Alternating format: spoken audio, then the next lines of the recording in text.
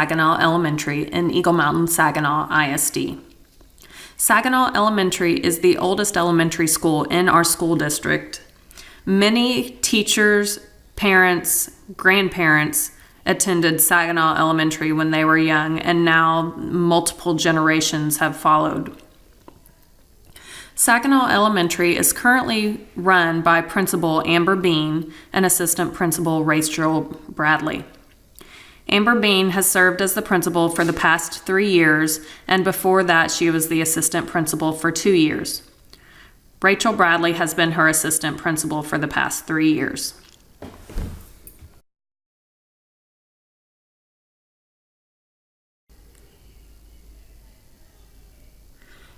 My full day of shadowing occurred on the first very cold day of the school year. When I walked in, Principal Bean was right out front and ready to go to greet each and every student and their family. She was in head-to-toe water repellent sweat gear with hood, tall rain boots, a scarf around her face. It did not matter to her that it was freezing outside.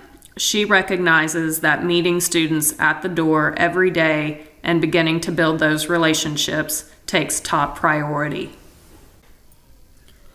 One of the first events that happened on this shadowing day was that a nurse sent a sick student back to class. The nurse told the teacher that the nurse's office is not a place to rest. However, the student was not just resting, the student clearly did not feel well. This student's teacher was very upset with the nurse. Apparently, this sort of thing happens quite often. Amber Bean has become very equipped at handling uncomfortable situations. Rather than getting pulled into a gossip type of situation or making poor comments about another employee, she simply said, "Thank you for your feedback," to that teacher, and then she chose to later go and speak with the nurse privately.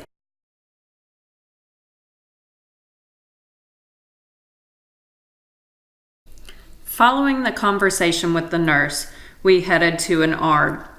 During this ARD, they were requesting for reevaluation. Miss Bean asked for permission for me to attend the meeting. The confidentiality statement was read. The student suffers from a speech impairment, and they already have the ADHD information from the doctor. They are going to get updated parent information, an updated intelligence test, achievement test data, academics and behavior data from the teacher. The evaluation is due by February 23rd, and the completed ARD must happen at the beginning of March. At the conclusion of the meeting, Ms. Bean read the assurances statement.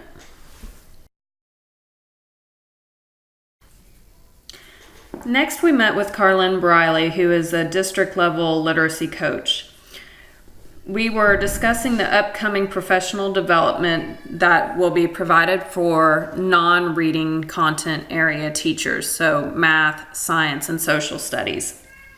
We picked out 4 books of different levels and used prompting guides to plan the professional development.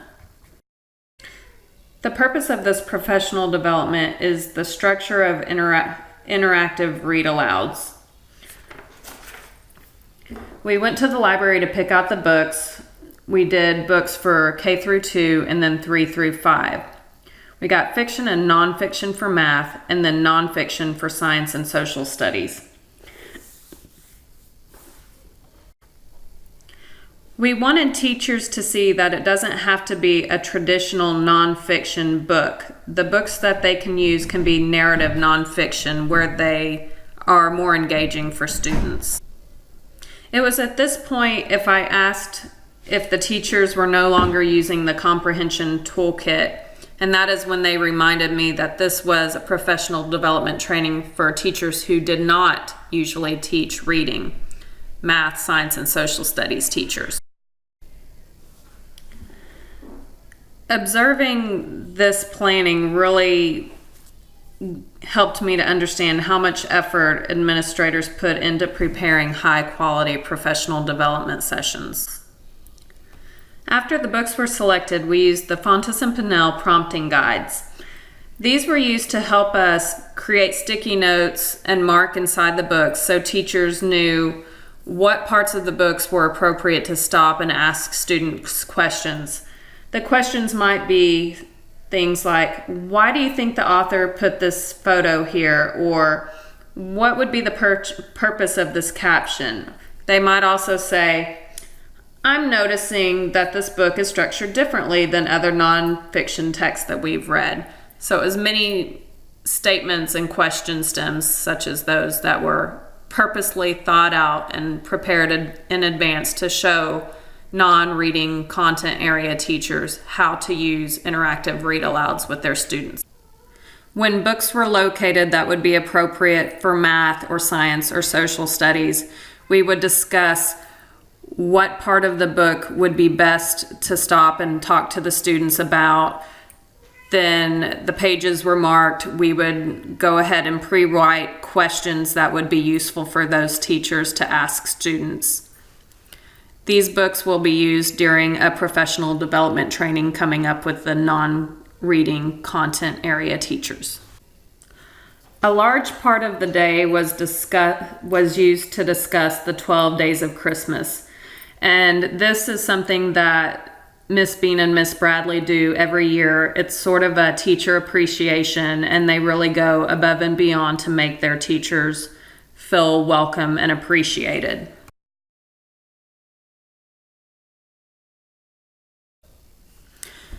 A good chunk of campus funds are used to finance the 12 days of Christmas.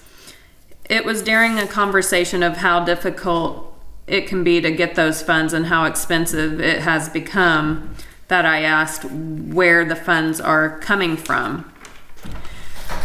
Miss Bean told me that they do get a grant from the PTA to cover some of the expenses, and the PTA also provides different things here and there during the 12 days, but they also get a purchase order from campus activity funds for $500 to pay for this.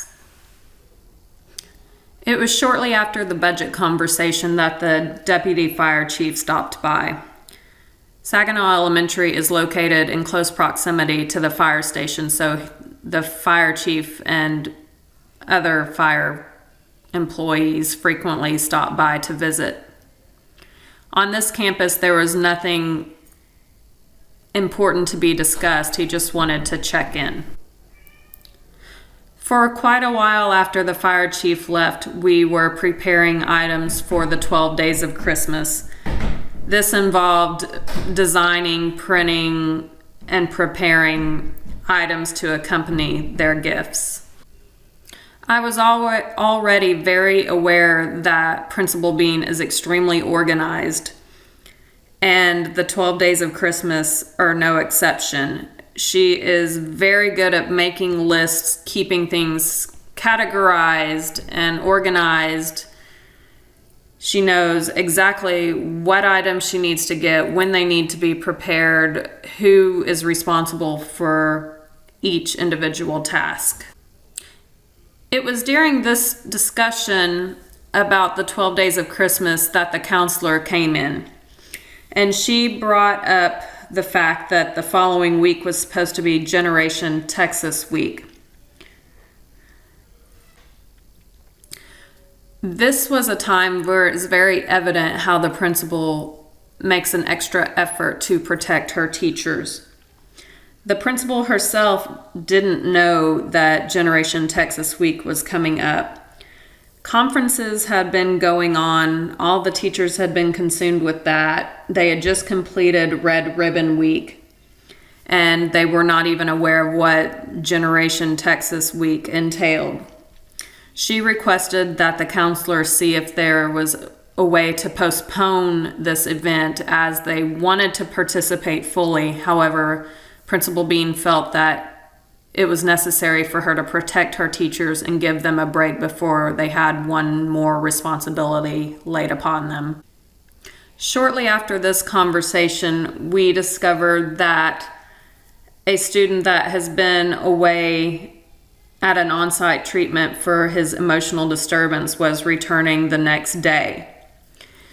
We discussed needing to know what the situation was at the hospital, what the interventions were, what the setting was like, and how he had responded to everything in order to prepare the teachers and students for his return.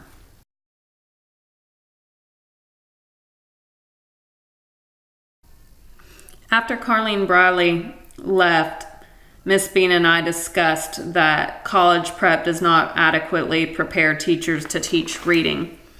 We also talked about that everyone has to hear the same message. The same professional development has to be taught to every teacher at every campus, so there are no pockets where some don't get trained. And this has been the situation for a long time in our district. They do a training and then a couple of years go by, and during those years we've had a large amount of turnover, so all of the new teachers to the district have never received the training, and then you have your teachers who've never taught before and they have no training whatsoever. So that's developing pockets where students aren't getting adequately prepared for reading success. An interesting thing that Miss Bean said that completely contradicts a lot of what I've heard is that you want to put your students at the lowest performing school for the best teaching. Now, I've always heard that lowest performing schools are the schools that have low income, high poverty, and really inexperienced teachers. But she said the opposite. Our school, Saginaw Elementary, is known as a lower performing school. However, it's got some of the most amazing teachers there. They go above and beyond. They do all the professional development that's required of them and then some, because they know they have such a long way to go with these students who come in knowing less, having less support. So they spend ample amount of time just trying to compensate for the deficiencies that students come to the classroom with. Miss Bradley then told me about when she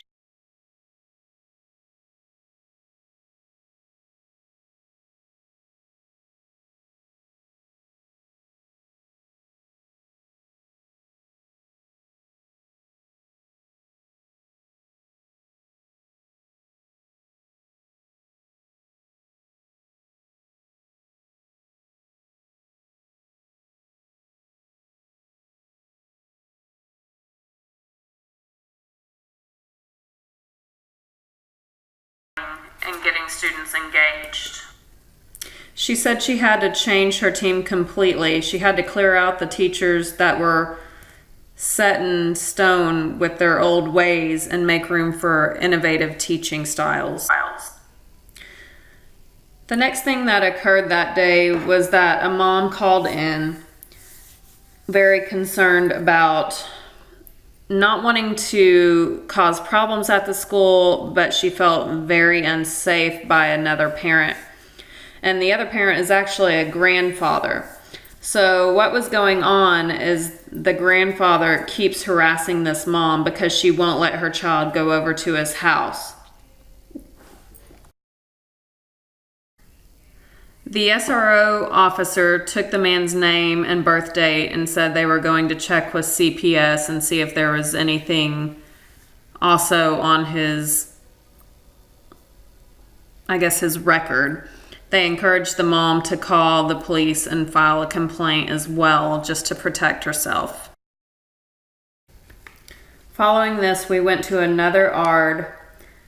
This one discussed the present levels of reading and math.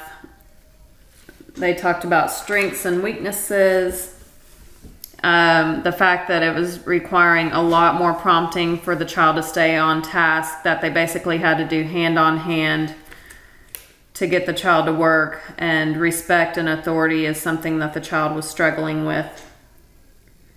They said the child understood about half of all common signs. They require that the child requires moderate prompting, self-care. They needed to learn to initiate conversations and make requests. They need to learn to verbalize basic needs. The teachers are encouraging them to go to the restroom more often. They're not in speech or language. They can follow 3-step directions when highly structured. They understand modified learning concepts. They can point to all colors, but they cannot ID gray or brown. The teachers are collecting data. The behavior is good until the last couple of weeks. He's 8, but his brain is about the age of a 4 to 5-year-old. The doctor said it could easily get worse as he grows, or his mental capacity may narrow. The afternoon medicine works better than the mornings. The morning is not effective at all. He's got a lot more impulse-related behaviors on the morning medicine. They set goals and accepted goals. He should have reduced assignments, extra time, altered assignments. Grades should be based on those altered assignments. Visual and auditory aids, frequent feedback. Limit his multiple choice answers to 3. He should have in-class support, highlight things to emphasize. He needs lots of breaks, help from teachers, visual prompts. He has a compression vest, and the parents accepted the accommodations. It was not recommended that the student take the 3rd grade benchmarks next year. He is in general ed, but he has modifications. And after that, the assurances were read. Following that, the day ended with a parent cussing out the assistant principal because her child is an out-of-district transfer and they have chronic absences. She called to let them know that they would be receiving a certified letter and with one more tardy. If they had one more tardy, they would be revoking the transfer. The parent cursed out the assistant principal and then hung up on her. Shortly thereafter, she called to talk to the principal and then apologized for calling the assistant principal a name, but said that she was rude. However, we were all sitting there while she was on the phone, and she was just stating the facts that the student is chronically tardy and that the consequence will be revoking of the transfer. The reason for revoking is the fact that a student that is chronically tardy and has lots of absences is not going to be academically successful. Unfortunately, they have to look at how student success appears on their school report card. If they're not at school, they don't perform well. They don't perform well, it lowers the school's ratings, and the school is already rated low, so they can't afford to have students that don't belong to their campus attend when they're not there fully. I would say the insider learning that took place during the shadowing experience would really be the amount of multitasking that a principal has to be able to do, and also that being able to function ethically is of utmost importance. There were so many moments during this shadow experience where, had the principal not known how to act in ethical manners, she could have easily gotten herself into a lot of trouble or said something that could have led to legal repercussions. This could impact my practice as a future principal because I know how incredibly important it is to be organized, how I have to function ethically, knowing my legal responsibilities as the principal and really knowing how to juggle way too many things at one time without letting any of the balls drop. As I'm not a classroom teacher, this experience really can't impact me as my practice as a teacher. However, in my role as the link specialist for the district, it just continues to support the fact that multitasking and organization are of utmost importance. I've been really blessed in this practicum that my principal and assistant principal embraced me from the start. We already had a really good relationship, so they really brought me into the fold, and I had a lot more responsibilities on this campus that I would imagine many of the interns had. It's because I've been so embraced by this team that I really haven't gained anything extra from this exact shadowing experience, but really the experience as a whole. As far as advice or coaching, really what I got from them is that you've got to know how to let off steam and calm down and vent. You've got to have a partner that you can go to that shares the load. This principal and assistant principal are a perfect match. They are funny together, they can laugh together, they can cry together, and it just reinforced the fact that you need a partner.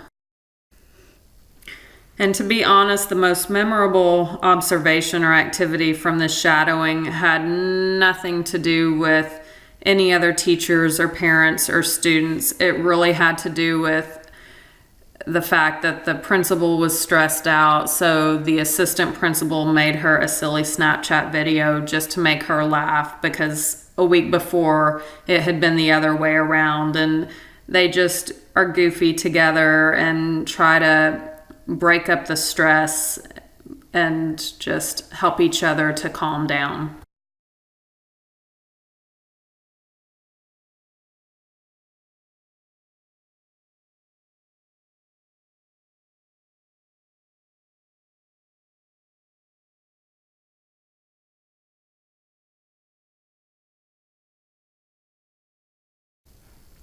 My next shadowing activity happened at Highland Middle School with my former assistant principal, Kelly Ship. She was at the elementary school when I worked there, and she moved over this year to the middle school to broaden her horizons and really learn a little bit more to become more well-rounded as an administrator. This campus was the third middle school built in our district. It's run by Principal Coker, who's been in place for 4 years, and Assistant Principal Miss D'Amico, who's been in place for 2 years, and then Miss Ship, who I already mentioned, who this is her first year in that position. Okay, so on this day, the big way that the day started was a female student returned from 2 weeks at a Cook's inpatient treatment. She was there 24/7 for 2 weeks. They met with her and her mom and the SPED teacher. There's been a lot of bullying going on. She is diagnosed with special education, emotionally disturbed. She has a different perception than most people. So she's actually doing the bullying, but she has no comprehension that what she is doing is a bullying type behavior. So on her first day back, she was already making threats against herself again. So on this day, this was supposed to be her second day back. On her first day back, she began making threats against herself. And so today, Miss Ship wanted to talk to her, but she didn't come to school. And the other student involved in the bullying situation was not at school either. But her plan is to give instruction to her friends that the student is playing. It's just she doesn't comprehend what she's doing is inappropriate. So Miss Ship really wants to really look at what's going on. She knows that from what she's been told, the student that was away at Cook's previously does qualify as a bully according to the 3 questions that one has to ask. A large portion of our day was dealing with the structured life skills unit. There's a nonverbal autistic student who's acting out impulsively very frequently. He's a runner. He's very aggressive. He has lots of issues. As far as running, he's not just running in the hallways out of the classroom. He is leaving the building and running down the street. On this one day, it took Principal Coker, Miss Ship, and the life skills teacher to restrain this student. Oftentimes, it takes 4 people to help the child de-escalate, and it takes him a very long time to de-escalate. Recently, his classroom teacher left, so for an autistic student, any changes to routines cause a lot of anxiety and bring upon a lot of behavioral issues, which is what's going on with this student. So after a long period of time, they asked him if he was ready to go back to class. He didn't respond. He just got up and went back to class. This child is very physically aggressive and he's extremely destructive. This student bites, throws, sometimes hits. He goes into rages. He's broken computers. Now, when he's hitting, he's not hitting at you, but he's more hitting to get away from things. He climbs on things and is very destructive. After this, Ms. Ship and I discussed her responsibilities. She handles all students with letters, last names beginning with letters A through L in 6th grade, and she has all of the 7th grade students. The other assistant principal has students with last names from M through Z in 6th grade and all of the 8th grade students. She said each year they loop. So as Ms. Ship has all the 7th grade students this year, she'll have all of the 8th grade students next year, and then she'll continue to have half of the 6th graders.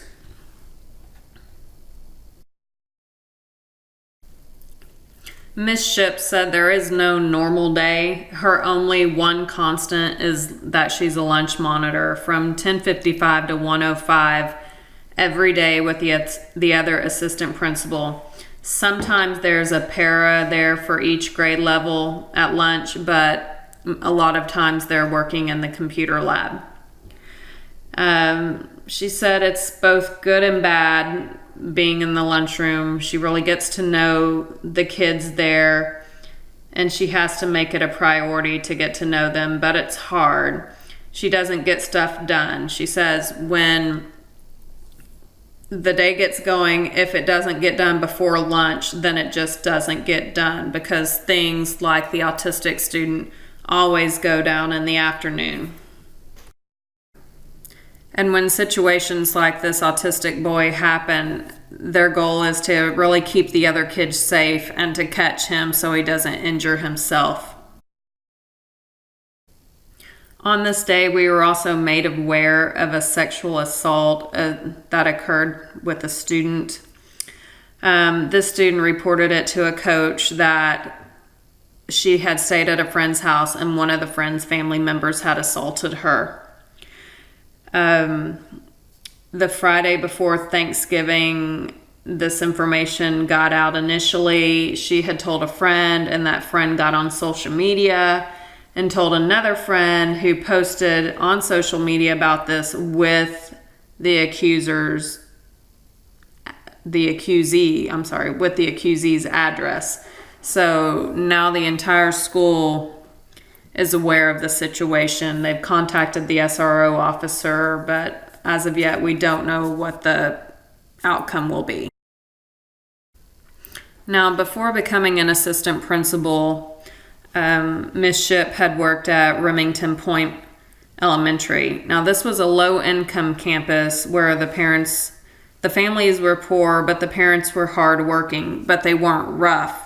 The interesting thing about that is the location of Highland Middle School is actually surrounded by a much nicer area.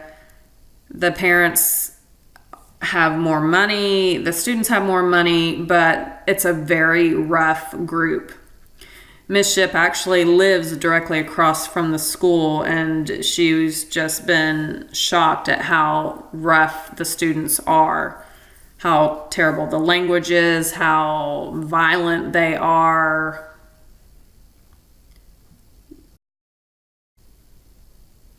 She's shared with me just what it's like to hear these kids talk. She's told me that one or both of their parents might be in jail, or maybe their cousins were, or their siblings were. Some of them have had family members murdered. Some of them self-harm. They're in counseling. They're suicidal. They've been hospitalized.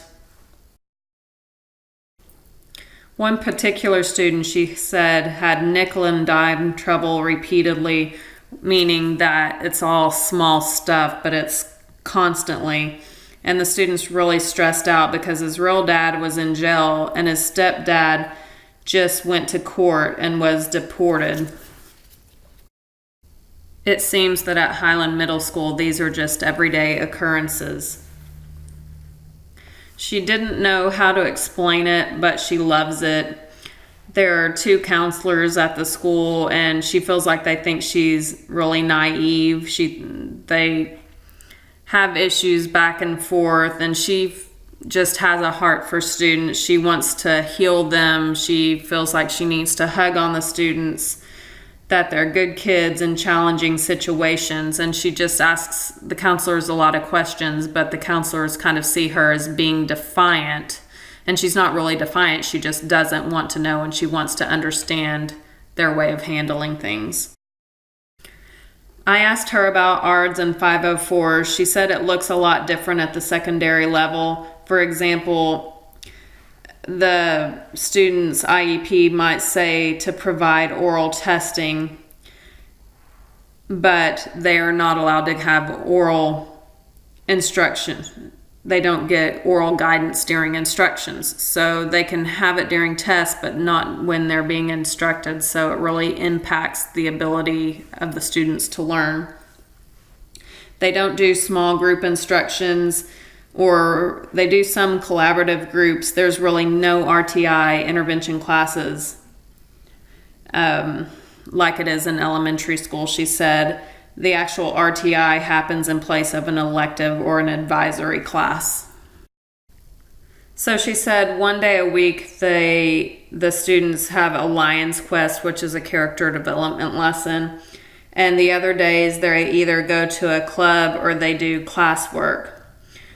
Some students go to Reading or Math Plus 3 days a week. It's double blocked for 5th or 7th period. And that's what relates to RTI. So the students that struggle in reading or math are double blocked for reading and math support. Kelly says that she's cried lots of tears during this job this year, and time will tell if she can go back to primary. She definitely sees the pluses of students being more independent. They don't need as much explaining, and routines are in place, but the kids are still learning. She feels like in many ways they're failing kids. With SPED, 504, LAP, the students are failing with 30s and 40s, and she just doesn't morally think that's appropriate. Clearly, we're not serving the students properly if they're not able to pass. A lot of teachers just say that they're chunking the work as modifications, but clearly if chunking the work is resulting in 30s and 40s, then that's not enough of a support for these students. And clearly the students aren't as responsible as they look. And by this she meant that they may look a lot older, but they're still just kids. She said these kids look mature. She said they could easily go into a convenience store and buy things that underage children shouldn't have access to, but they look age appropriate. Miss Ship is also the drug testing coordinator. They do 4 rounds per year. Someone did recently show positive, and if they do the first time, they have to give the testing company the name of the parent, and the parent must provide documentation for a prescription which could result in that positive test result. Then the student will have to receive 2 negative results before they're cleared to participate again. And these are students that are involved in sports or UIL. For students involved in sports, the parents have to give their permission for drug testing at the beginning of the year. For UIL, they have to agree to random drug testing as well, but that's a little more complicated because band, theater, choir are more seasonal. And so Ms. Ship has to make sure all the kids have signed consent.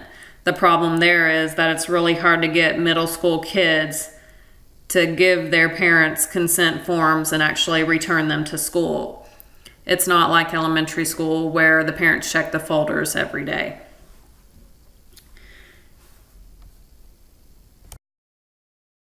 Attendance, she said that that's probably the hardest thing for her to keep track of. Every day it changes, and you wouldn't think it's as critical in elementary school. Well, it's not as critical in elementary school because in secondary, it's not just whether absent for the day or not, but it also applies to them getting course credit. They have to, 90% of the time they are required to attend school. So if they have 10 or more unexcused absences, they won't get credit for the course. A lot more of her reaching out to parents than having parents reach out to her like it was in elementary school. Some of the 6th grade kids are very babyish and some are not. She's noticed just a lot of vulgar language, and that goes back to it being a rough, nicer neighborhood. They don't understand why they can say it at home, but they can't say it at school. I asked her what her favorite thing was, and she said really it's getting to know the kids and that they're starting to come to her. She struggles with whether she's a counselor or an administrator because of the position she's put in with the students and when they come and bring their concerns to her. She says she likes that everything is different and that she actually, for the first time, has a team to support her. She's always felt like she's had to go to every event and represent the campus she's worked at before because she couldn't count on her team to be present. But here they split everything up and take turns, so she no longer feels that she has to be everywhere every time. She likes knowing that if something's going on, it's being handled. Another one of her favorite events that I got to observe that day is Partners in PE, and that's where the life skill and structured unit students are joined by select general education students, and they play with them in PE. She really gets a kick of taking a break there and playing dodgeball with the students. She says it's a really good stress reliever. I asked her what her biggest regret is, and she said that she regrets not being in the classrooms as much as she wants to, and really the reason for that is discipline. There's so many issues that arise that she cannot get into the classrooms. They actually recently had a staff meeting about this because the teachers have been given kind of carte blanche. If there's a behavior going on in the classroom, they have different color passes that they can send the students to the office with. So for instance, if the student comes to the office with a blue pass, they're not in trouble, but either the student or the teacher needs a break. If they have a white pass, it's a discipline, and the teacher hasn't decided if there's going to be a referral or not.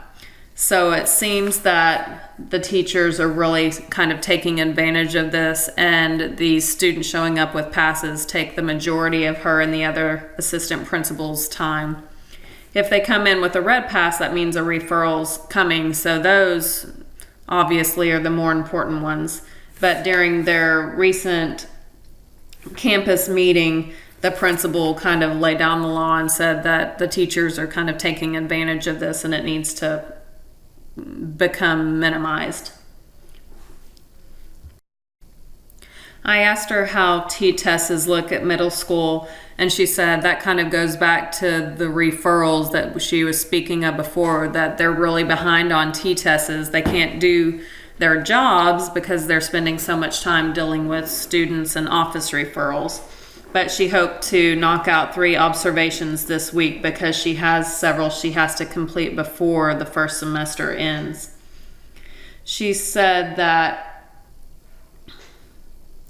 each of the assistant principals are responsible for 25 teachers and paras, and Mr. Coker, the principal, does the department chairs and the new teachers, so he has a lot that have to be done on the first semester. Anyone who's new to a campus must have their observation done by the end of the first semester. Going back to the student with autism this morning, Kelly had planned to do one of her observations, but unfortunately it took 2 class periods to get the child calmed down enough for him to return to class. Kelly really wanted to spend more time in classrooms before she did her official observations, but there really hasn't been time, and she doesn't like that she hasn't been in each classroom. She knows she's not responsible for going into each and every classroom, but she just feels that as the assistant principal, she should know what's going on in each room. She is in the halls during every passing period. I asked her what her day normally looks like after dismissal, and she said most days end with calling parents about referrals or entering referrals, trying to go through the attendance where she's writing contracts with students and parents. She tries to schedule who she needs to pull for a conference with, and then she tries not to pull them during their core classes, so she's trying to catch them during athletics or one of their electives.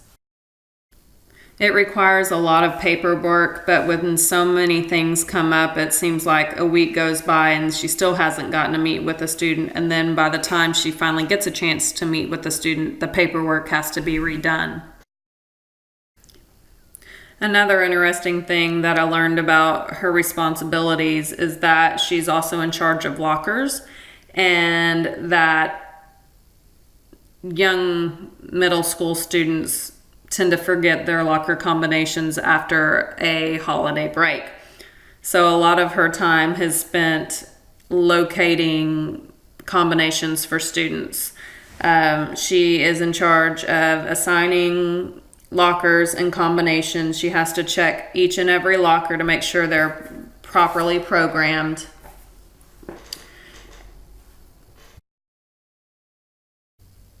She's also in charge of textbooks. It's not too bad because there's only class sets. Once again, she's the testing coordinator, so she has to order the test booklets for the end of course STAR. The confusing thing for her is that the 7th grade pre-AP students take the 8th grade regular algebra STAR, and the 8th grade pre-AP students take the Algebra 1 end of course test, so it gets really confusing knowing who takes what and how many booklets she has to order. A lot more went on during this day, but it seems we're nearly running out of time. So to answer questions, what insight took place during the shadowing? These kids are big and scary. They're aggressive. They come from backgrounds that I'm not familiar with or prepared for, so I really don't think I'd be comfortable working in that setting as it is today. As far as impacting my practice as a principal, I really need to learn what different demographic and socioeconomic groups experience and how best to handle situations with them. It wouldn't impact me as a teacher. Without this insight, I would be absolutely lost as a middle school principal. I just had no clue what they go through.